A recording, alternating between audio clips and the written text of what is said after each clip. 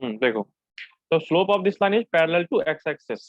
Slope of line parallel to x axis is 0, ठीक है। Slope को ही हम लोग क्या बोलते थे, dy बाई डी एक्स, ठीक है। तो अगर तुम्हें किसी ग्राफ में टर्निंग पॉइंट निकालना हो, यानी एक ऐसा पॉइंट जहां ग्राफ मैक्सिमा से मिनिमा की तरफ बढ़ रहा हो, तो what we have to do, ध्यान से समझना। मान लो हमें y equal to f x एक फंक्शन दे दिया है, ठीक है। y equal to f x एक फंक्शन दे दिया है। तो अब हमसे पूछेगा फाइंड दी टर्निंग पॉइंट, ठीक है।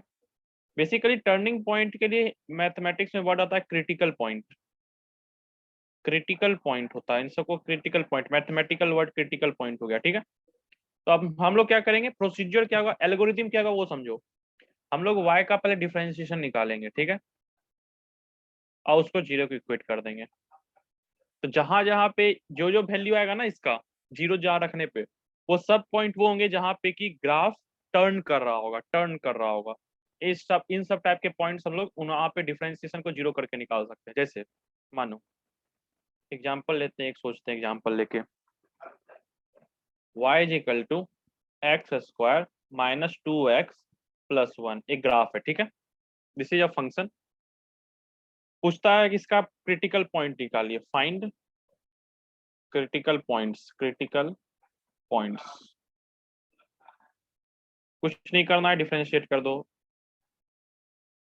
We will find 2x minus 2, इसको जीरो को इक्वेट करो। जीरो को इक्वेट करने से इंप्लाई करता है कि x का वैल्यू 1 होना चाहिए, तब ये जीरो हो जाएगा। तो यानी x इज इक्वल टू 1 एक ऐसा पॉइंट है जहां ये फंक्शन टर्न ले रहा होगा। हो सकता है ये इंक्रीजिंग से डिक्रीजिंग हो रहा हो या डिक्रीजिंग से इंक्रीजिंग हो रहा हो।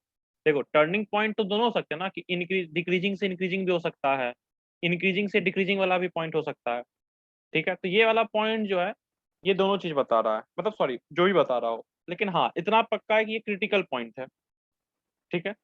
This is a critical point. अब now we want to find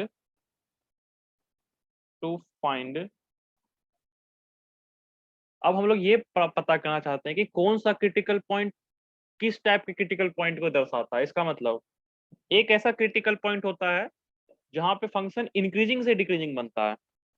देखो क्रिटिकल पॉइंट दो तरह के, एक मिनट इसको बताने दो। बेसिकली मतलब क्रिटिकल पॉइंट का भी एक समझा रहे हैं क्या कहने का मतलब। क्रिटिकल पॉइंट हम लोग दो तरीका से समझेंगे, अभी बाद में एक और आएगा जहाँ पे कि फंक्शन का एकदम शार्प इंक्रीज हो जाएगा, लेकिन अभी समझते हैं। फंक्शन जो होगा वो इंक्रीजिंग से डिक्रीजिंग की तरफ जाए, एक ये वाला हो सकता है, ठीक है। और एक जगह हो सकता है जहाँ फंक्शन जो हो वो डिक्रीजिंग से इंक्रीजिंग की तरफ जाए, दो टाइप के कर सकते हैं, ठीक है। सॉरी थोड़ा सा वहाँ एडजस्ट कर लेना, वो थोड़ा सा लिखा है नहीं। तो इस पॉइंट को पता करने क्या करते हैं, डबल डिफरेंशिएशन का यूज करते हैं। ये बताता हूँ क्यों। यहाँ पे क्या करेंगे कि जो फंक्शन दिया ना उसका दो बार डिफरेंशिएशन करेंगे और क्रिटिकल पॉइंट रख के देखेंगे। क्रिटिकल पॉइंट जैसे एक, हाँ ठीक है।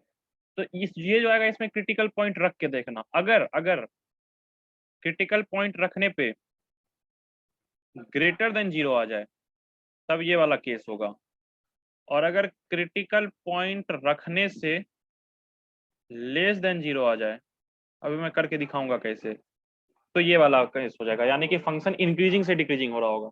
पहले क्या करो, क्रिटिकल पॉइंट निकाल लो, ठीक है। फिर उसी फंक्शन का डबल डिफरेंशिएशन कर लो और उस डबल डिफरेंशिएशन में उस वैल्यू पुट करो जो क्रिटिकल पॉइंट का आया। अगर लेस देन जीरो आया, ये केस बना, तो पक्का बात है कि वो इंक्रीजिंग से डिक्रीजिंग की तरफ ग्राफ जा रहा होगा। और अगर ये बना तो फंक्शन डिक्रीजिंग से इंक्रीजिंग की तरफ जा रहा होगा। अब समझते हैं कैसे, एक मिनट देखते हैं। पहले एक बार ये समझते हैं कि हम ये कैसे सोचे कि इसी चीज का यूज करेंगे। उसके लिए पहले ग्राफ बनाया जाए।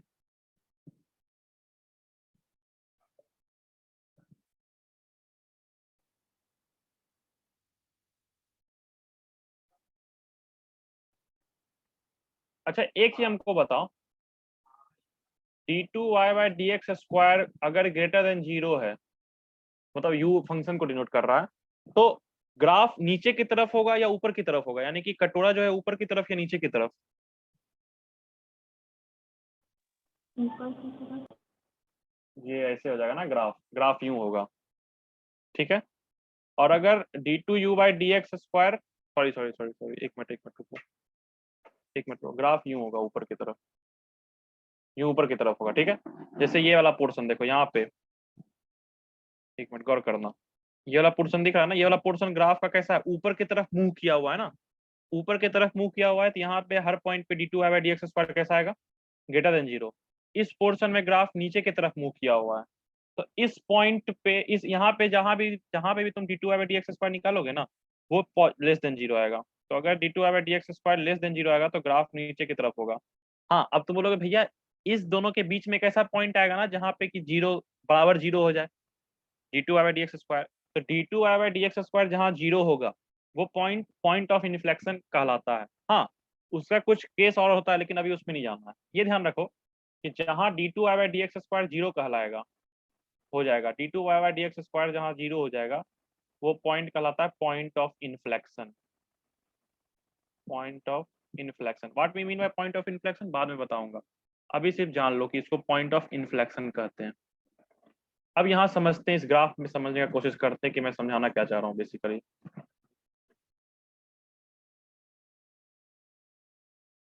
देखो, ये एक ऐसा पॉइंट है, जैसे यह पॉइंट जहां पे कि फंक्शन इंक्रीजिंग से डिक्रीजिंग की तरफ जा रहा है। ये भी पॉइंट ऑफ ए भी पॉइंट ऑफ क्रिटिकल पॉइंट है और बी भी क्रिटिकल पॉइंट है। B is also critical point, A is also critical point. B पे फंक्शन डिक्रीजिंग से इंक्रीजिंग की तरफ बढ़ रहा है, ठीक है। अच्छा, अब तुम लोग बताओ, मैंने बोला था ना कि अगर ये क्या होता है, D F by d x क्या होता है, किसी फंक्शन का टेंजेंट का स्लोप। इसका भी डिफरेंशिएशन करने का मतलब क्या होता था, अगर इसका भी डिफरेंशिएशन ग्रेटर देन जीरो है, तो मैंने समझाया था ना उस दिन, इसका मतलब होता है कि उसका जो टेंजेंट का स्लोप है उसका रेट जो है वो पॉजिटिव, यानी कि टेंजेंट का स्लोप लगातार बढ़ते जा रहा है। अब तुम लोग एक चीज गौर करो, एक पॉइंट यहाँ पे ले लो,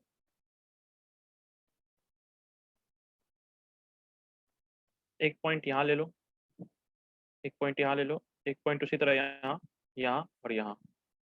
इस पॉइंट पे टेंजेंट कुछ यूं बनेगा, इस पॉइंट पे कुछ यूं, इस पॉइंट पे कुछ यूं, ये θ1 θ2 θ3, ठीक है। उसी तरह इस पॉइंट पे कुछ यूं, फिर इस पॉइंट पे कुछ यूं और इस पॉइंट पे कुछ यूं। तुम एक चीज बताओ, ये जो एंगल है ये एक्यूट है कि ऑब्ट्यूज, ये बताओ पहले, एक्यूट है कि ऑब्ट्यूज? एक्यूट। ठीक है। और ये जो एंगल बन रहा है, ये जो एंगल बन रहा है इस तरफ, ये कैसा एंगल है? ऑब्ट्यूज। इसका मतलब कि स्लोप पॉजिटिव से निगेटिव हो गया।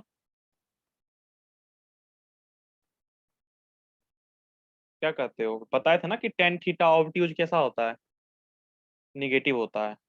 टेन थीटा जो होता है वो पाई बाय 2 से पाई के बीच में निगेटिव होता है। तो यानी जो मेरा स्लोप है वो पॉजिटिव से निगेटिव बन गया, यानी कि स्लोप मेरा घटा कि बढ़ा? घट गया।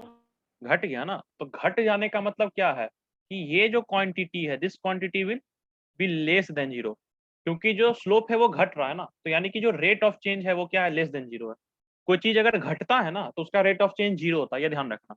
जैसे मान लो हम कहते हैं कि कोई आदमी जो है, मान लो कोई ये कह रहा है कि किसी बोतल से पानी निकल रहा है 2 मीटर पर सेकेंड में, तो हम ये कहेंगे उसके अंदर जो वॉल्यूम है ना वो घट रहा है, तो उसका वॉल्यूम का रेट ऑफ चेंज क्या होगा, माइनस में होगा, क्योंकि वॉल्यूम घट रहा है। तो जब भी कोई चीज घटे तो उसका रेट ऑफ चेंज निगेटिव होता है। तो जो ये पॉइंट है जहाँ पे, ये ऐसा पॉइंट है, ये एक क्रिटिकल पॉइंट है जहाँ फंक्शन इंक्रीजिंग से डिक्रीजिंग हो रहा है। वहां पे हमने एक पैटर्न ये देखा कि स्लोप पॉजिटिव से निगेटिव, यानी कि स्लोप घट रहा है, और स्लोप घटने का मतलब उसका डबल डिफरेंशिएशन इस पॉइंट पे क्या होगा, लेस देन जीरो, यानी कि d2u by d x square is less than zero. और उसी का उल्टा केस बी पे होगा। बी पे क्या होगा, खुद से सोचो, एक बार बी पे सोच के देखो, क्या जो हम लिख रहे हैं वो सही है क्या?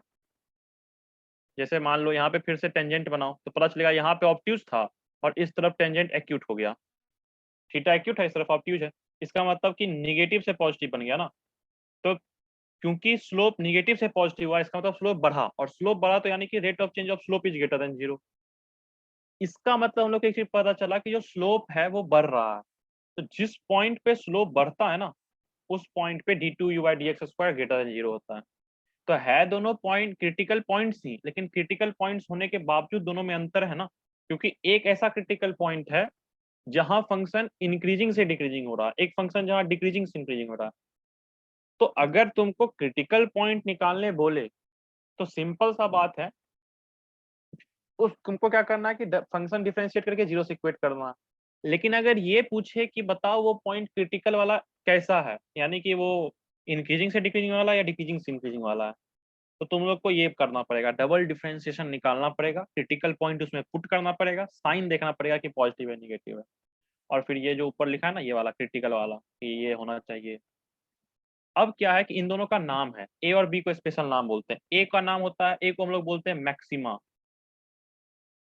मैक्सिमा क्यों बोलते हैं अभी मैं बताता हूँ। ए को बोलते हैं मैक्सिमा, नहीं लोकल मैक्सिमा अच्छा रहेगा, तुम लोग मैक्सिमा में कंफ्यूज हो जाओगे। Local maxima. और बी को हम लोग बोलते हैं लोकल मिनिमा। क्यों बोलते हैं अभी मैं समझाता हूँ। जैसे ये ग्राफ है, ठीक है, तो ये जो पॉइंट है ना, ये पॉइंट अपने इस तरफ वाले पॉइंट से भी बड़ा है, इस तरफ वाले ग्राफ से भी बड़ा है। सोचो, इसके जस्ट यहाँ पे एक पॉइंट लो ये, और यहाँ पे, तो ये दोनों जो y की वैल्यूज हैं वो इस वाले वैल्यू से छोटी हैं, इसलिए इसको लोकल मैक्सिमा बोलते हैं, क्योंकि ये अपने अगल बगल वाले वैल्यू से बड़ा होता है। उसी तरह यहाँ पे गौर करो कि ये जो वैल्यू है, इसके आगे जाओगे तो भी इससे बड़ा वैल्यू आएगा, इससे पीछे जाओगे तो भी इससे बड़ा वैल्यू आएगा, इसीलिए इसको लोकल मिनिमा बोलते हैं, क्योंकि ये अपने अगल बगल वाले वैल्यू से छोटा होता है। तो ये पॉइंट लोकल मैक्सिमा, ये लोकल मिनिमा। तो अब से जब भी क्वेश्चन पूछेगा ना, तो पूछेगा find local maxima, local minima of the curve, कहेगा क्वेश्चन क्या, लोकल मैक्सिमा। तो ध्यान रखना, करना क्या है, एल्गोरिदम मैं बताता हूँ, एल्गोरिदम जान लोगे तो पता चल जाएगा। पहला step, step A, D F of x by d x को 0 से इक्वेट करना है, and find the values of x, find the values of x, यानी एक्स के वैल्यूज पता करना है जहां पे ये चीज वैलिड हो रहा है। बी, फिर d2f(x/dx) निकालना है, और and put values of x find in step A, and check the sign, and check the sign, ठीक है। If d2f(x/dx² is greater than 0 minima, मैं मिनिमा ही बोलूंगा, ठीक है, लोकल में हटा के बोलूंगा, ठीक है। और अगर d2f(x/dx² लेस देन 0 हुआ, ये होगा मैक्सिमा। हाँ, किसी को कोई डाउट है तो पूछ लो, मैं एक बार ऊपर से नीचे आता हूँ, तुम लोग को जहाँ डाउट हो पूछ लेना रोक के हमको। इसमें किसी को डाउट, इंक्रीजिंग डिक्रीजिंग वाले में क्या मतलब होता है, किसी को डाउट।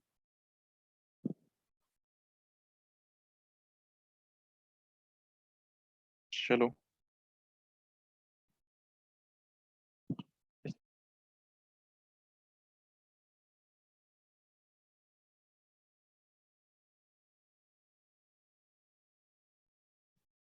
इसमें किसी को डाउट, इसमें किसी को डाउट, इसमें, इसमें, चलो, जब तुम लोग को डाउट नहीं है तो फिर क्वेश्चन करो।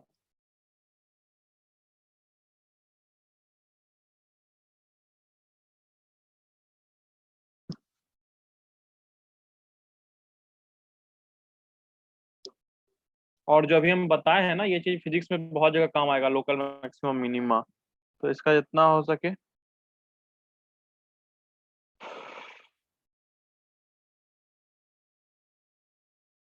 और अगर नहीं होगा ना पहला क्वेश्चन तो कोई बात नहीं, क्या कि पहला क्वेश्चन है ना, मैं फिर बताऊंगा, लेकिन एक बार ट्राई मारो तुम लोग, देखो कि तुम लोग कितना समझे हो। ठीक है, बनाओ।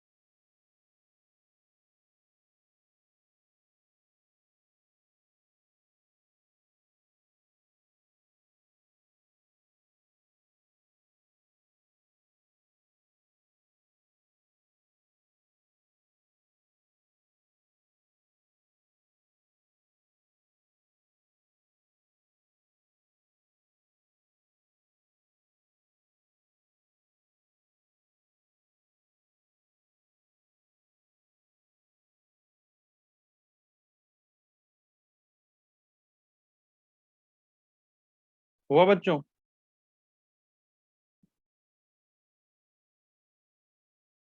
हेलो?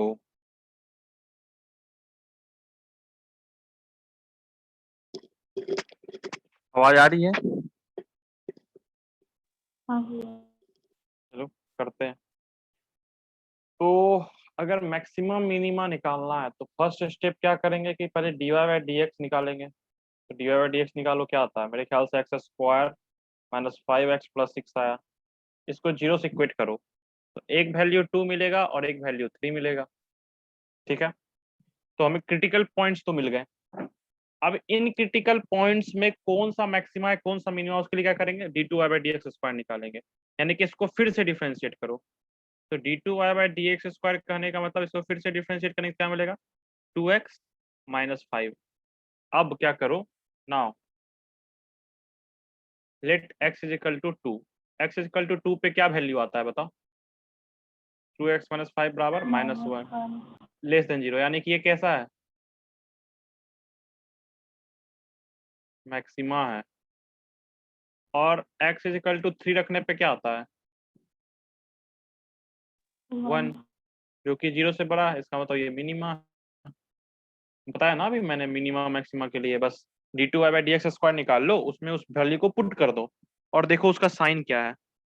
तो साइन पॉजिटिव है निगेटिव है उससे पता चल जाएगा। समझ में आया? हाँ भैया। हाँ भाई। चलो एक और क्वेश्चन तब करो।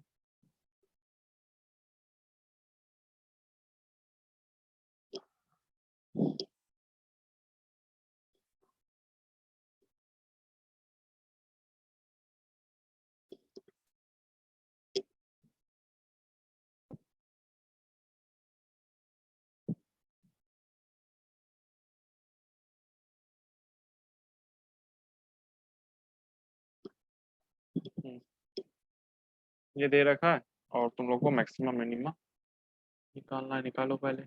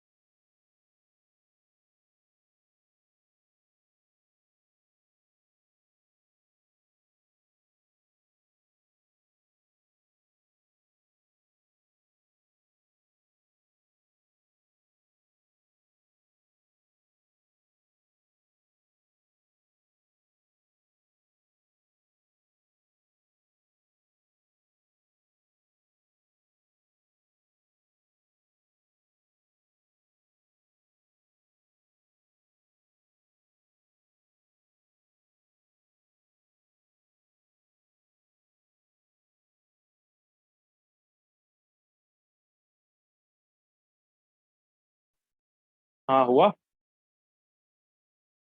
भैया 8 आ रहा है। अच्छा चलो देखते हैं। अरे dy/dx निकालते हैं, क्या निकलेगा। 4x³ माइनस 4x, इसको 0 से इक्वेट करेंगे तो 4x into x square minus 1 is equal to 0। यहाँ से हमें x की 3 वैल्यू जाएंगी, x is equal to 0, x is equal to 1 and x is equal to -1। फिर से d2y/dx, यानी 3 क्रिटिकल पॉइंट्स तो पता चल गई हैं इसके पास, ये तो दिक्कत वाली बात नहीं, ठीक है। फिर से डिफरेंशिएट करेंगे, 12x स्क्वायर -4। नाउ अगर x को 0 पुट कर दें तो ये क्या आएगा, लेस देन 0। इसका मतलब minima, sorry sorry sorry sorry sorry maxima. अगर x को 1 पुट कर दें तो भी लेस देन 0, इसका मतलब मैक्सिमा। और अगर x को -1 पुट कर दिया जाए तो भी लेस देन 0, फिर मैक्सिमा। अब ये क्या हो गया, क्योंकि अब बताता हूँ ये होने में क्या बुराई है। हाँ, जब भी एक मैक्सिमा आएगा ना, उसके बाद एक मिनिमा आएगा, ये बात पक्का रखो। दो मैक्सिमा एक साथ नहीं आती हैं, अल्टरनेटिव आती है मैक्सिमा मिनिमा। तो आई थिंक कि कुछ ना कुछ तो प्रॉब्लम हुआ है, क्या सोचना पड़ेगा। भैया हाँ 1 डालेंगे तो ग्रेटर देन 0 आएगा। हाँ, वही तो गलती हो गई ना मुझसे, मुझे लगा कि ये क्या हो गया। चलो, मेरी गलती से एक चीज़ सीखे, मैं अब सिखाता हूँ क्या होगा मेरी गलती से एक चीज़ क्या। हमेशा ध्यान रखना कि मैक्सिमाज और मिनिमा ये हमेशा अल्टरनेट आती हैं, लगातार दो मिनिमाज या दो मैक्सिमा नहीं आ सकती हैं। इस चीज को ध्यान रखना हमेशा।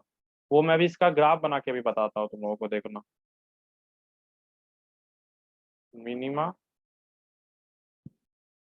मिनिमा, और तुम लोग बोलेगे भैया देखिए नीचे का दोनों मिनिमा आ रहे, नहीं रे। एक के बाद 0 आता है फिर -1 आता है ना, तो पहले मिनिमा आया फिर मैक्सिमा आया फिर मिनिमा आया। तो हमेशा ध्यान रखना कि maxima minimas are in alternate matter, sorry sequence में होती हैं एक साथ। ये नहीं कि मैक्सिमा फिर मिनिमा एक साथ नहीं। लगातार दो मैक्सिमा या दो मिनिमा नहीं आएगा ग्राफ में जनरली, अगर कंटिन्यूअस है तो ध्यान रखना।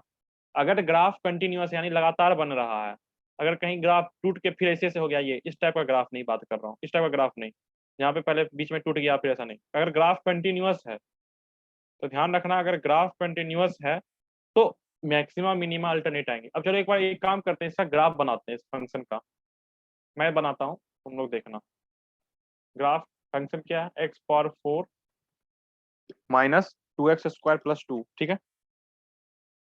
2x² + 2, इसका ग्राफ मैं बताता हूँ तुम लोगों को, ठीक है।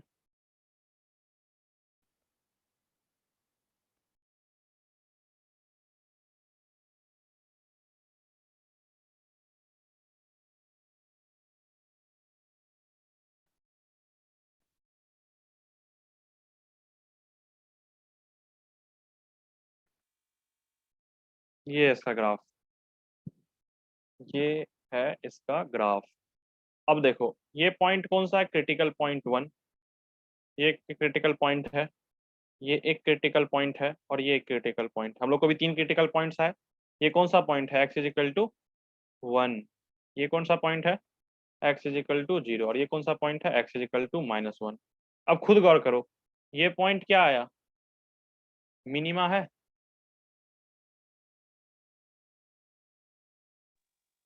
हाँ भाई। ये पॉइंट मैक्सिमा, और ये हम्म, पॉइंट फिर से मिनिमा, ठीक है। तो ग्राफ बना के भी हम लोग को पता चलेगा कि हम लोग जो कर रहे हैं वो क्या कर रहे हैं, सही कर रहे हैं, सही करेंगे, क्योंकि हम लोग ने वो जो फॉर्मूला डिराइव किया है वो भी तो दरअसल ग्राफ को ही स्टडी किया ना उसमें भी। बस ये है कि ग्राफ को अच्छा स्टडी कर लिया वहां पे हम लोगों ने, और फिर हम लोगों ने वहां से इस चीज को दरअसल लेके आए, ठीक है। ओके, अब चलो इसका एक मैथमेटिक्स में देखते हैं कि इसका यूज कैसे होता है। यहाँ तक तो आ गया, अब हम लोग इसका एक मैथमेटिकल यूज देखेंगे। इस चीज का, इस कॉन्सेप्ट का एक मैथमेटिकल यूज देखेंगे। क्वेश्चन क्या है देखो, if sum of two numbers is 20, if sum of two numbers is 20, find the numbers such that their product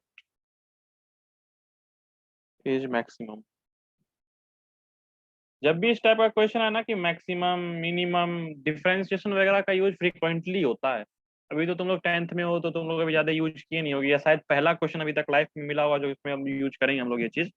but in actually आगे चल के मैथमेटिक्स के बहुत सारे ऐसे क्वेश्चंस में, खास करके फिजिक्स में भी, जहां तुम्हें किसी वैल्यू का मैक्सिमम मांग रहा हो ना, मैक्सिमम मांग रहा हो किसी वैल्यू का, वहां पे हम लोग इसी चीज का यूज करते हैं जो अभी हमने पढ़ा।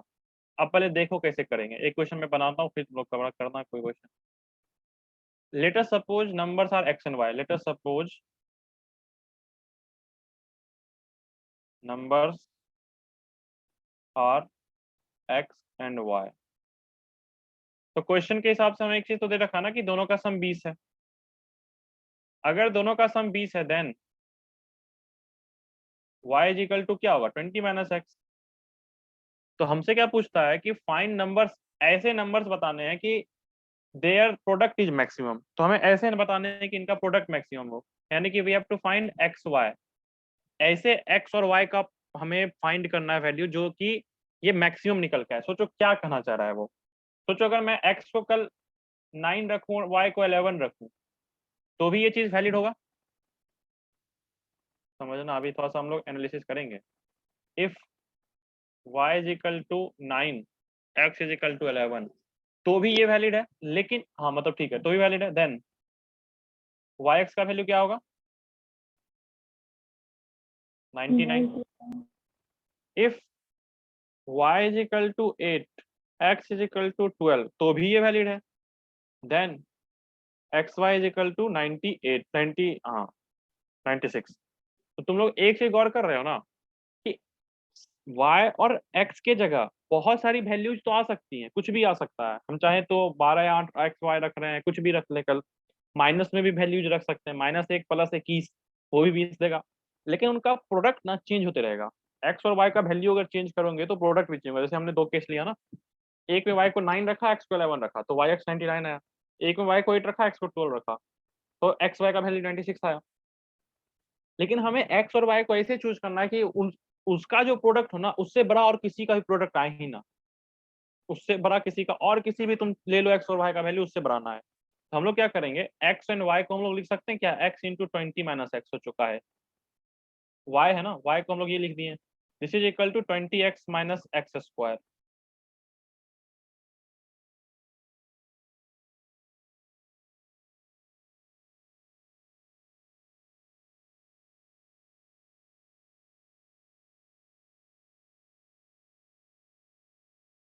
अब now let us suppose this is f x.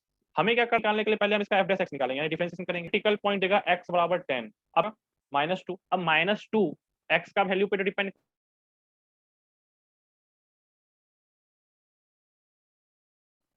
यानी कि अगर हम x इज इक्वल टू 10 रखेंगे ना तो y भी 10 होगा। तो x is equal to 10 and y is equal to 10 एक ऐसा कॉम्बिनेशन है, एक ऐसा कॉम्बिनेशन है जिनका प्रोडक्ट मैक्सिमम आएगा। अब सोचो एक्स वाई क्या आ रहा है, 100। यहाँ पे हमने जो दो केस लिया उसमें 99 आया था, 96 आया था। लेकिन ये तो सबसे बड़ा है ना, और इससे बड़ा तुम्हें कोई मिलेगा नहीं। तुम लोग करके देखना, खुद से करना, 5-6 वैल्यू और रख के देखना, पता चलता है क्या कि 100 से बड़ा किसी का प्रोडक्ट हो सकता है, पता चलेगा नहीं हो सकता। तो हम मैंने कैसे किया क्वेश्चन, पहले मैंने एक्स वाई मान लिया, दोनों का सम 20 आ गया। फिर y को मैंने x के टर्म में लिखा, क्योंकि मैं क्या चाहता हूं ना कि मैं ये वाला पार्ट को एक वेरिएबल में करूं। यहाँ x और y दो वेरिएबल है, लेकिन हमारा जो ये वाला पार्ट है ना, ये डिफरेंशिएशन वाला, ये तब हमें आसान लगता है जब फंक्शन एक वेरिएबल का हो। तो इसलिए हमने y को पहले x के टर्म में लिखा, फिर हमने ये फंक्शन लिखा 20x माइनस एक्स स्क्वायर। इसका मैक्सिमा निकालना है, तो किस पॉइंट पे मैक्सिमा आ रहा है उसको निकालने के लिए डिफरेंशिएट करके इक्वल टू 0 कर देंगे। अब फिर चेक कर लेंगे क्या वो मैक्सिमा है कि नहीं, उसका डबल डिफरेंशिएशन से हमको पता चल गया हाँ वो मैक्सिमा ही है, क्योंकि लेस देन 0 आया वो। तो उससे हमने ये कंक्लूड कर दिया। क्वेश्चन समझ में आया? हाँ भैया। दिव्यांगी समझ में आया? हाँ थोड़ा बहुत। थोड़ा बहुत। अच्छा वो सब क्वेश्चन हुए तुमसे जो उस दिन नहीं हुए थे, कुछ भी हुए उसमें? आप जैसे बताए थे वैसे ही बनाए थे, तो वो सब तो बन गया। अच्छा अच्छा, चलो एक और क्वेश्चन करते हैं फिर। ये तुम लोग करना। इफ पेरीमीटर, अनिकेत है क्या मीटिंग में? नहीं। नहीं है। लड़का में सिर्फ अभी उज्ज्वल है। हाँ भाई। हाँ। शुरू से जिस क्लास में पढ़ते आ रहे हैं ना, उस क्लास में लड़के ज्यादा होते थे लड़कियों से। अब पढ़ा रहे हैं तो उस क्लास में पढ़ा रहे हैं जहाँ लड़की कम है लड़कियों से। सही है। अच्छा, ये चीज बहुत अच्छा है तब तो।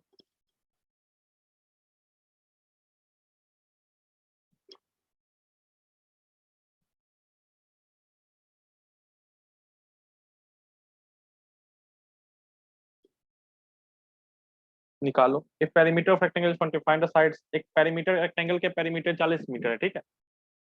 और तो उसका साइड निकालो कि उसका एरिया मैक्सिमा हो। उसका एरिया मैक्सिमा मतलब ऐसे साइड का कॉम्बिनेशन निकालो कि उनका, उनके कारण जो उसका एरिया है ना वो मैक्सिमम है। कोशिश करो, देखो बनता है।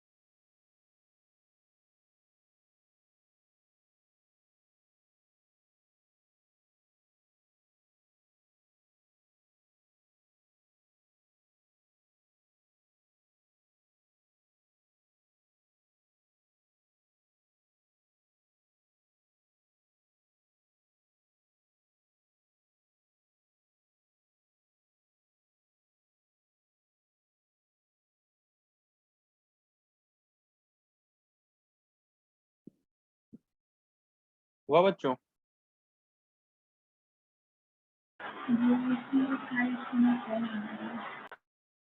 अच्छा तो देखते हैं। मान लेते हैं साइड वाई और एक्स है, जैसे ऊपर के left side be x and y. तो मेरे ख्याल से 2 × x + y is equal to कितना दे दिया है? 40। तो which implies that x + y क्या आ जाएगा? 20। अब सब क्वेश्चन वही बन गया जो पहला पिछला क्वेश्चन था। Which implies that y is equal to 20 - x। Area बराबर होता है yx, जिसको हम लिख सकते हैं x × 20 - x। अब इसी को तो मैक्सिमम करना है, तो fx इज इक्वल टू मान लो 20x - x²। अब मेरे ख्याल से जो पिछला क्वेश्चन था वही था, इसको डिफरेंशिएट करके इक्वल टू 0 कर दो, x का वैल्यू आ जाएगा। बस यही था और कुछ नहीं। ठीक है, x का वैल्यू 10 होगा, x and y is equal to 10 होगा। आंसर क्या है? x is equal to 10, y is equal to 10। ठीक है, बस सिंपल ही क्वेश्चन था। अंतिम पार्ट देख लो, एक अंतिम अंतिम पार्ट है ये डिफरेंशिएशन का, वो है डिफरेंशिएशन ऑफ इम्प्लिसिट फंक्शन।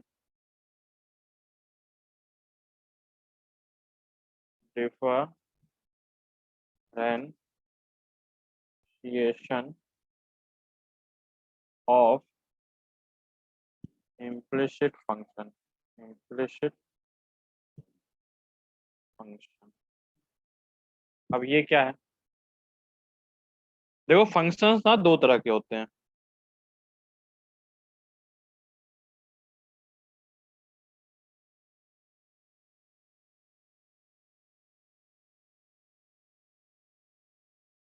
एक मिनट रुको बच्चों।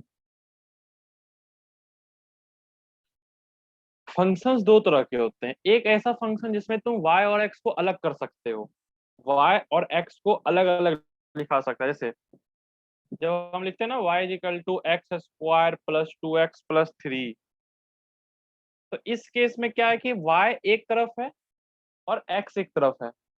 तो ऐसे फंक्शन जिसमें तुम y और x को इक्वल टू के अलग अलग साइड में लिख सकते हो ना, अगर लिख सकते हो तो ऐसे फंक्शन को कहते हैं एक्सप्लिसिट फंक्शन।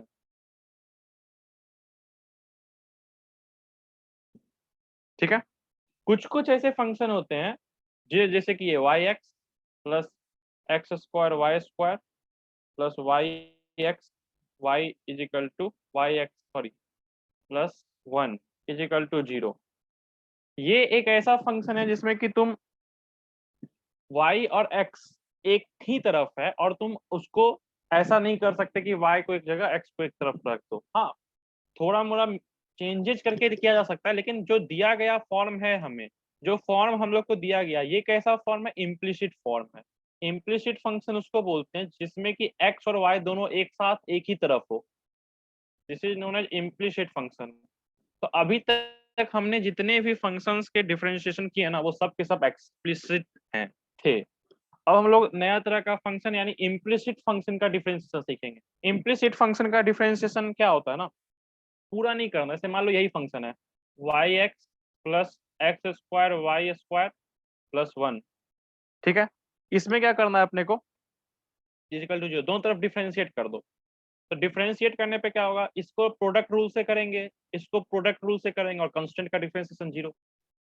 तो वाई एक्स का डिफरेंशिएशन क्या होगा? पहले वाई का करो, तो y का x के टर्म में तो वही रह जाएगा, प्लस x का करेंगे तो 1 आएगा, इसका करेंगे तो x के साथ x का करेंगे तो 2x वाई स्क्वायर, फिर y का करेंगे तो x square 2 into y d y by d x is equal to 0।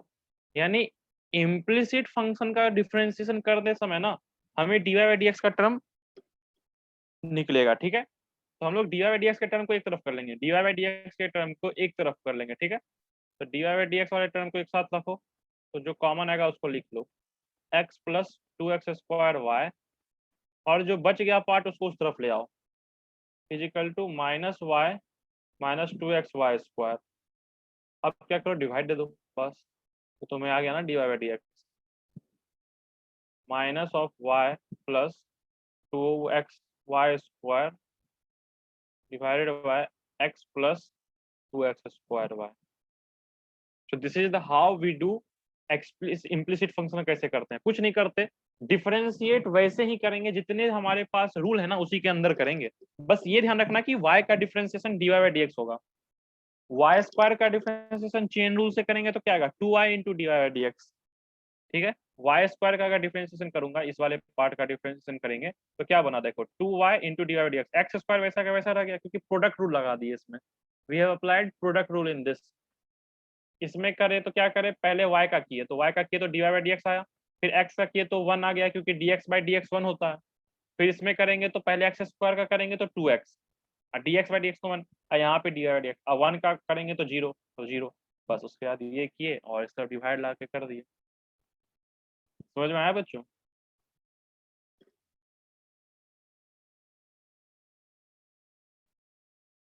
Hello, हाँ भैया। समझ में आ रहा है ना? हाँ भैया। तो निकालो इसका इम्प्लिसिट फंक्शन का, ये इम्प्लिसिट फंक्शन है ना, इसका डिफरेंशिएशन निकालो, देखो निकलता है। ठीक है,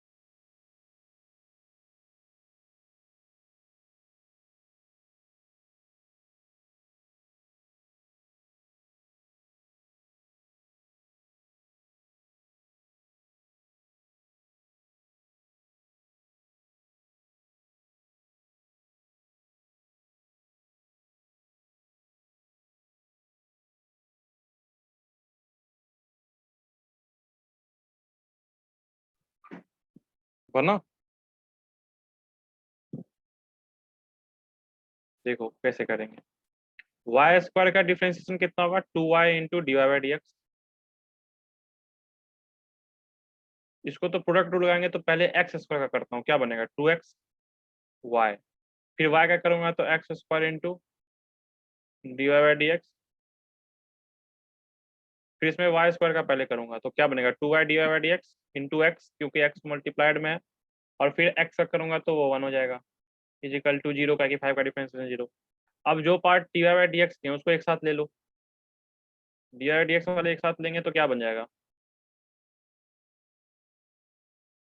2y plus x square plus 2y is equal to, इन दोनों को उस तरफ ले जाओ, minus of y square plus 2xy, बस।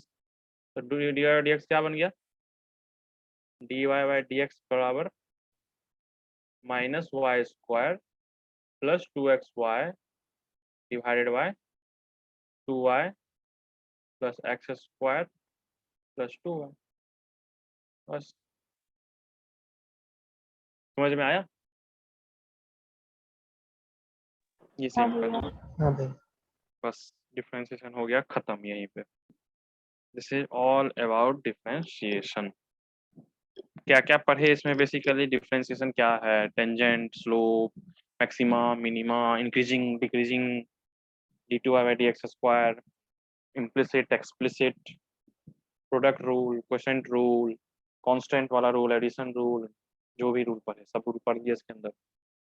तो ये हमारा डिफरेंशिएशन कंप्लीट हुआ, सिर्फ और सिर्फ छोटा सा पार्ट डिफरेंशिएशन कंप्लीट हुआ। मैथमेटिक्स में इससे बहुत बड़ा पढ़ना होता है, ठीक है। तो अभी तो ये सब सिर्फ एसेंस ऑफ डिफरेंशिएशन, जितना भी पढ़े हो ना अभी, दीज आर ऑल आर सिर्फ एसेंस ऑफ डिफरेंशिएशन। अभी पूरा का पूरा ग्रंथ मिलना बाकी है, चिंता नहीं करो। चलो अब हम लोग अगला और अंतिम टॉपिक शुरू करेंगे मैथमेटिकल टूल्स का, दैट इज इंटीग्रेशन। इंटीग्रेशन, चलो शुरू करते हैं।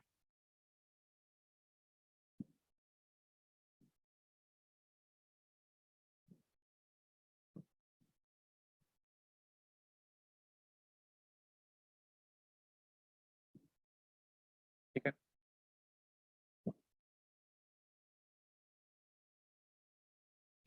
इंटीग्रेशन और डिफरेंशिएशन में क्या है, मैंने याद है बोला था लेक्चर के दिन, पहले दिन बोला था कि इंटीग्रेशन इज लाइक सुई।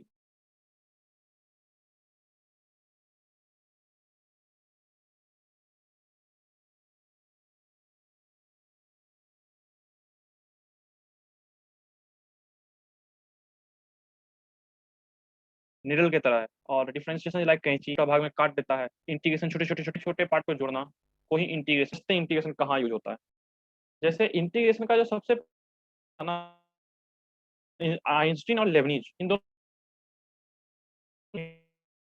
देखेंगे। जैसे मानो कि कल को अगर मैं तुम्हें एक शेप बना के, शेप दूं बना के, ठीक है, ये जैसे ये शेप है, मान लेते हैं एक समय के लिए स्क्वायर है और इसका साइड ए है, तो तुम लोग इसका एरिया बता सकते हो क्या।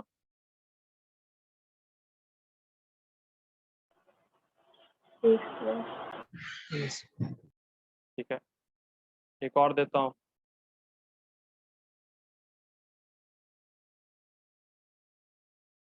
इसका एरिया अगर ये आर है तो कितना होगा, pi r Pi square. r square. Okay.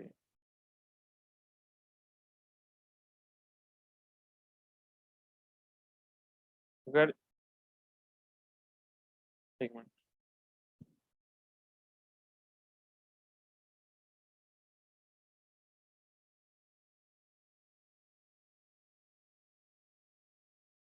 अगर ये 60 है, ये भी 60 है, और ये साइड ए है, तो इसका एरिया कितना होगा, 2, 3. आगे A.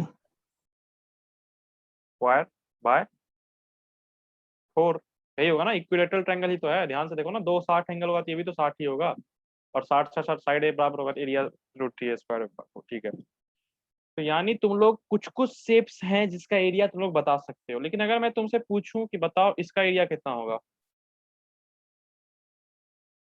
तो कैसे बता पाओगे? सोचो, क्या तुम्हारे पास कोई फॉर्मूला है?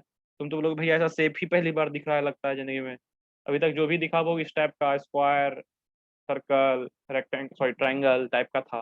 तो एरिया हम लोग निकाल लिए। तो ये एरिया कैसे निकाला जाए? सवाल ये है कि अगर हमको कोई वेग सा एरिया दे, कोई भी एक तरह का एरिया दे दे और बोले कि बताओ उसका वैल्यू कितना होगा, उसका एरिया कितना होगा, तो कैसे निकाला जाए? ये प्रॉब्लम का हल दरअसल इंटीग्रेशन देता है। ठीक है, हाँ ये बात भी सही है कि इंटीग्रेशन बहुत सरल तरीका से नहीं करेगा इसको, वो कुछ नेसेसरी चीज मांगेगा इसके लिए, वो जैसे फंक्शन का वैल्यू मांगेगा, फंक्शन कैसे एक्स वाई, वो अलग बात है। लेकिन इंटीग्रेशन कैसे कहता है, क्या करता है करने के लिए वो समझो। इंटीग्रेशन क्या करेगा कि इसको छोटे छोटे स्क्वायर के भाग में तोड़ेगा, स्क्वायर छोटे छोटे स्क्वायर्स में तोड़ देगा, क्योंकि तुम चाहो तो इसको छोटे छोटे स्क्वायर, बहुत छोटा छोटा स्क्वायर दिखने में तो बड़ा लग रहा है, लेकिन असलियत में वो स्क्वायर इससे भी छोटा है, और इन स्क्वायर्स का एरिया निकाल के सबको जोड़ देंगे। ऐसे तो कर सकते हैं ना, हम चाहे तो छोटे छोटे छोटे छोटे स्क्वायर्स का एरिया निकाल लें, कर सकते हैं कि नहीं? हाँ भैया। और सारे के सारे एरिया जोड़ दें तो हमें एरिया आ जाएगा। हाँ ये मानता हूँ कि एकदम एक्यूरेट नहीं आएगा, लेकिन एक हल्का फुल्का अंदाजा तो लग जाएगा ना एरिया कितना है। आई मीन अगर मैं ऐसा करता हूँ कि मैं सबको जोड़ते चलता हूँ छोटे छोटे छोटे छोटे एरिया, तो हमें पता चल जाएगा कि कौन कितना है। ठीक है,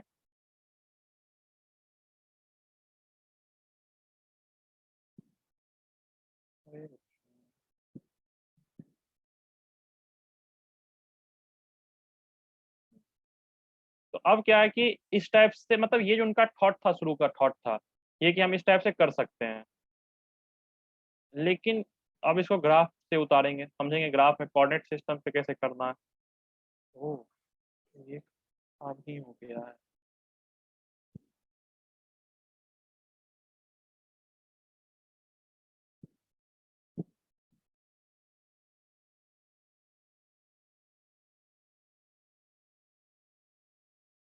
देखो, अरे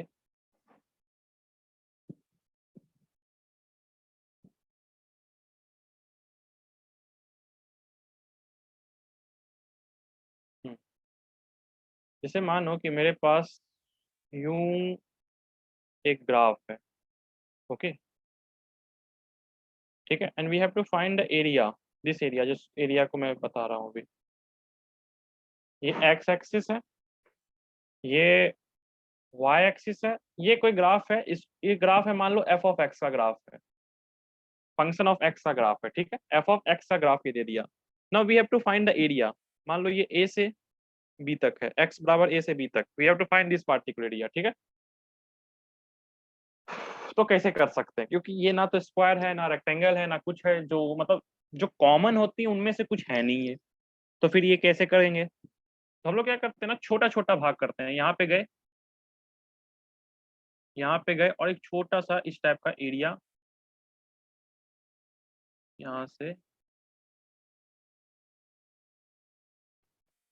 ठीक है, उसी टाइप उसी तरह से उसी के जस्ट बगल में, ध्यान रखना ये जस्ट बगल में बना रहे हैं, बस तुमको थोड़ा सा मोटाई दिख रहा होगा, वो इसलिए दिखा रहे बना रहे हैं ताकि तुम लोग को पता तो चले कि मोटाई है उसके अंदर, तो पता ही नहीं चलेगा कि मोटाई भी है क्या। ये जो छोटा सा है ना, ये छोटा सा मानते हैं dx है, क्या है ये? dx लेंथ है, मान लेते हैं, समझ ले dx, एक छोटा सा, बहुत छोटा सा dx। तो हम लोग क्या मानते हैं कि ये ग्राफ जो है ना यहाँ से यहाँ तक कांस्टेंट ही रहेगा। ये पॉइंट कौन सा है? एफ ऑफ एक्स का। मैं मान रहा हूँ कि ये जो पॉइंट है ना ये x है, और ये point x plus D x है, और ये पॉइंट कौन सा है? F of x plus D x है। ठीक है, तो इस छोटे से रेक्टेंगल का जो एरिया होगा ना, इस छोटे से रेक्टेंगल का, बहुत पतले से रेक्टेंगल का, इसके एरिया को डीए बोलते हैं, छोटा सा एरिया। इसको हम लोग लिख सकते हैं क्या? F of x into d x.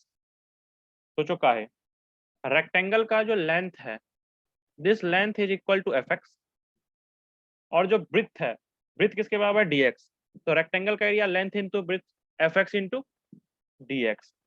अब हमें अगर पूरा का पूरा एरिया निकालना है तो हमें क्या करना है, ऐसे छोटे छोटे छोटे छोटे जितने भी रेक्टेंगल है यहाँ से लेके यहाँ तक सबको जोड़ना पड़ेगा। उसी जोड़ने को हम लोग इस साइन से दिखाते हैं, this sign use for summation, छोटे छोटे चीजों का समेशन हम लोग दिखाएंगे ए से बी तक। इसका मतलब यही है, ए से बी तक। इसका मतलब क्या हुआ कि हमने छोटे छोटे सारे रेक्टेंगल्स को, इन सारे टाइप के रेक्टेंगल के एरिया को छोटे छोटे सबको जोड़ दिया ए से लेके बी तक, तो हमें टोटल एरिया निकल के आ गया। This is where integration use to find the area of a graph. एक ग्राफ के अंदर के एरिया को प्राप्त करने के लिए हम लोग इंटीग्रेशन का यूज करते हैं। बात यह है कि इन टाइप के फिगर्स के एरिया को निकालना आसान होता है क्योंकि आप लोग इसका फॉर्मूला जानते हो। असलियत में ये सारे फॉर्मुलेज भी जो है ना, ये सारे फॉर्मुले भी जो है, ए स्क्वायर पाई आर स्क्वायर, ये सब सबके सब इंटीग्रेशन से ही आते हैं। सारे के सारे फॉर्मुले आते हैं इंटीग्रेशन से ही है, लेकिन आपको चूंकि रिजल्ट याद होता है ना, तो आप लोग आसानी से निकाल लेते हो। ठीक है। और ये सब अब जनरली हम लोग इस ऐसे करते हैं कि अगर कोई अननोन सा कर्व दे दिया, उसका एरिया पूछ ले, तो हम we use integration at that point. अब हम लोग थोड़ा सा समझते हैं कि किसको क्या बोलते हैं। एक चीज हमेशा ध्यान रखना कि इंटीग्रेशन इज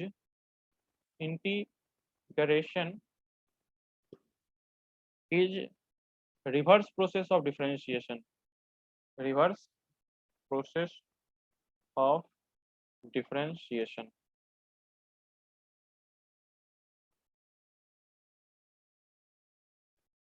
यानी कि इंटीग्रेशन जो करता है ना, वो डिफरेंशिएशन का उल्टा करता है। डिफरेंशिएशन क्या करता है सोचो, डिफरेंशिएशन करता है dy बाय dx, यानी कि छोटे छोटे भाग में तोड़ता है, और इंटीग्रेशन उसी छोटे भाग को इंटीग्रेट करता है ना।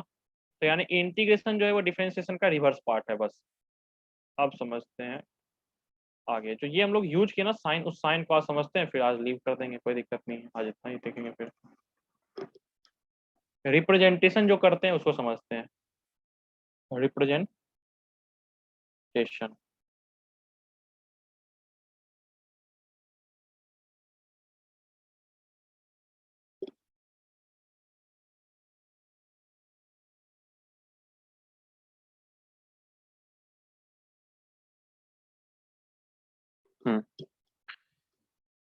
ये जो एस टाइप का दिख रहा है ना, एस टाइप का, इसको बोलते हैं sign of integration, sign of integration. ठीक है, या इंटीग्रल साइन बोलेंगे इसको, इंटीग्रल साइन बोल दो, इंटीग्रल साइन। ठीक है, ये जो है दिस इज इंटीग्रांड, इसको बोलते हैं इंटीग्रांड बोलते हैं। इंटीग्रांड वो इसको बोलते हैं जिसका इंटीग्रेशन, जिस फंक्शन का इंटीग्रेशन किया जा रहा है, इंटीग्रांड। ठीक है, जिस फंक्शन का इंटीग्रेशन कर रहे हैं उसको बोलते हैं ये जो है this is known as variable of integration, जिसके रिस्पेक्ट में इंटीग्रेशन कर रहे हैं, ध्यान रखना, वेरिएबल ऑफ इंटीग्रेशन जिसके रिस्पेक्ट में कर रहे हैं इंटीग्रेशन, जिसके रिस्पेक्ट में किया जा रहा है उसको बोलते हैं वेरिएबल ऑफ इंटीग्रेशन।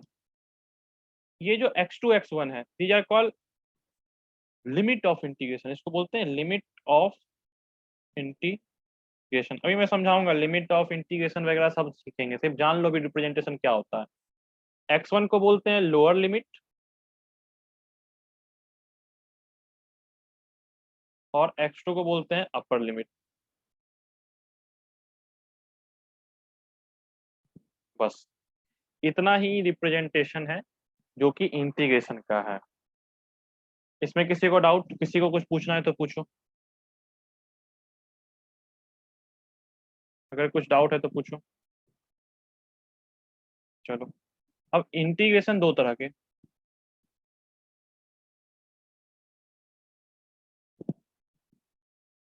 इंटीग्रेशन होते हैं, एक डिफिनिट और एक इनडिफिनिट। डिफिनिट क्या होते हैं, ये क्यों होते हैं, क्या काहे इनका नाम ये पड़ा नहीं पड़ा, वो सब देखेंगे अभी, आज नहीं तो कल, जब भी अगला क्लास होगा। डिफिनिट इंटीग्रेशन तब होता है जब लिमिट्स दिए होते हैं, व्हेन लिमिट्स इज गिवन, यानी जो अपर लिमिट लोअर लिमिट्स है ना वो दिए हो तब, व्हेन लिमिट्स गिवन। जब लिमिट्स दिए हो तब इसको इसका यूज करते हैं। अब डिफिनिट, सॉरी, जब सॉरी सॉरी सॉरी उल्टा लिख दिए, when limits are not given, when limits not given, और डिफिनिट तब व्हेन लिमिट्स गिवन। जब लिमिट्स दिए हो तब इसका यूज करेंगे, जब लिमिट्स दिए हो तो उस इंटीग्रेशन को डिफिनिट बोलते हैं, और जब लिमिट्स ना दिए हो तो उस इंटीग्रेशन को इनडिफिनिट बोलते हैं इन जनरल। ठीक है, ये हो गया दो तरह के इंटीग्रेशन, डिफिनिट और इनडिफिनिट। अब जैसे हमने डिफरेंशिएशन में कुछ रूल्स पढ़े ना, product rule, constant multiplication rule, addition rule, जो भी रूल पढ़े, उस तरह के रूल इस इंटीग्रेशन में भी आते हैं। उनमें से एक रूल अभी मैं बता देता हूँ, फिर कल से पूरा का पूरा इंटीग्रेशन शुरू करेंगे। Methods of integration.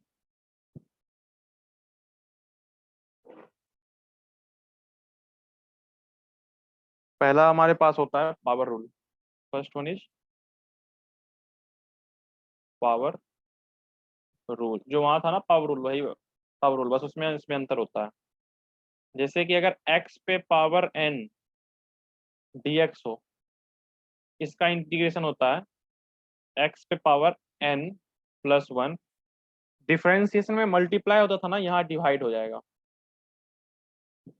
ये ध्यान रखना। प्लस c, ये c क्या है? आर्बिट्ररी कांस्टेंट है, बताऊंगा इसका क्या यूज है। आर्बिट्ररी कांस्टेंट, हमेशा ध्यान रखना है c कुछ होता नहीं, कोई नया चीज नहीं है, बस तुमको लगाते चलना है। जब भी इंटीग्रेशन करो ये c लगा दो। तो दिस इज पावर रूल, और ये होता है, बट ध्यान रखना not valid for n is equal to -1। अगर n इज इक्वल टू -1 रख देंगे तो ये जीरो बन जाएगा डिनोमिनेटर में, तो n इज इक्वल टू -1 के लिए वैलिड नहीं है। n इज इक्वल टू -1 के लिए अलग होता है, वो भी लिख लो। n इज इक्वल टू -1 मतलब 1/x का इंटीग्रेशन जो होता है dx होता है ln mod x plus c, बस। ln mod x क्या है? मॉड, तुम लोग मॉड जानते हो किसको कहते हैं? mod x मतलब क्या होता है? किसी मतलब पॉजिटिव वैल्यू को दिखाने के लिए। मॉड -2 क्या होगा? मॉड ऑफ -2 कितना होगा? 2 2। ठीक है, एक क्वेश्चन करो, उसके बाद आज अलविदा लिया जाए।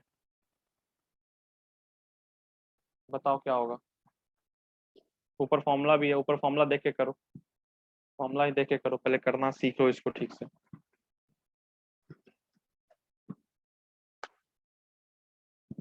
x³/3 + c। x³/3 + c। ठीक है, किसी को दिक्कत इसमें? किसी को दिक्कत? सिंपल सा देखो क्या है कि n को 2 मान लिया, तो 2 + 1 3, और नीचे भी 2 + 1 3 + c। सिंपल, उस फॉर्मूला को याद रखना और कुछ नहीं। उसके बाद 2x + 1 पे पावर 8 dx। अब ध्यान दो, ये मैं बताता हूँ। अगर कोई लीनियर फंक्शन ऑफ x पे पावर भी हो ना, तो भी वही फॉर्मूला वैलिड होगा। ध्यान देना, मैंने डिफरेंशिएशन में बोला था कि जो जो डिफरेंशिएशन तुम लोग x के लिए करते हो, वो सारे के सारे डिफरेंशिएशन x के लीनियर फंक्शन पे ही वैलिड होगा। वही अगर कोई x का लीनियर फंक्शन ब्रैकेट के अंदर हो ना, तो उसके पे भी सेम फॉर्मूला लगाते हैं। ठीक है, तो पहले लगाओ फॉर्मूला 8 + 1 9/9। और एक और काम करना, जो x का कोफिशिएंट है ना, x का कोफिशिएंट उससे डिवाइड दे देना बस। जो x का कोफिशिएंट है उससे डिवाइड दे देना। फिर से समझो, जो चीज x के लिए वैलिड है वही उसके लीनियर फंक्शंस के लिए वैलिड होगा। तो वो फॉर्मूला लगा दो बस। क्या करना कि x का जो कोफिशिएंट है ना लीनियर फंक्शन में, उसका उससे डिवाइड दे देना है। उससे क्या करना है? डिवाइड दे देना, बस ये ध्यान रखना। जैसे एक और क्वेश्चन करते हैं इसी पे। इंटीग्रेशन ऑफ x + 1 पे पावर 6 dx। तो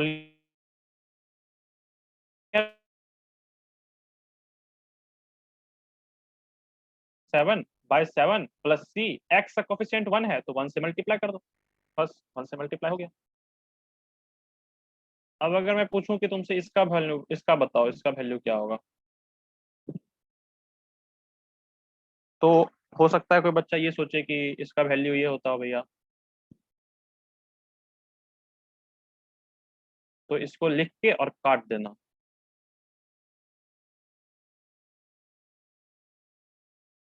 एक्स का लीनियर नहीं क्वाड्रेटिक फंक्शन है, ध्यान से देखो। एक्स का लीनियर फंक्शन तो वो होगा ना इसमें एक्स का पावर 1 हो, मैक्सिमम पावर 1 हो।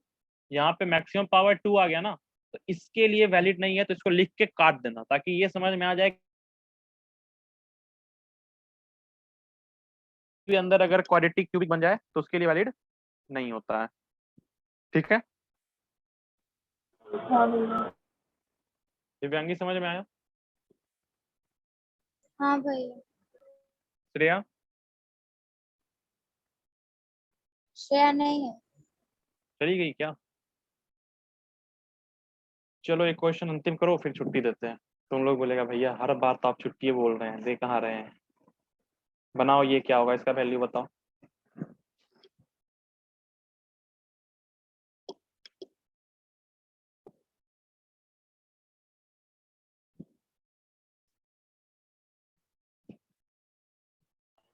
ln x+1+2।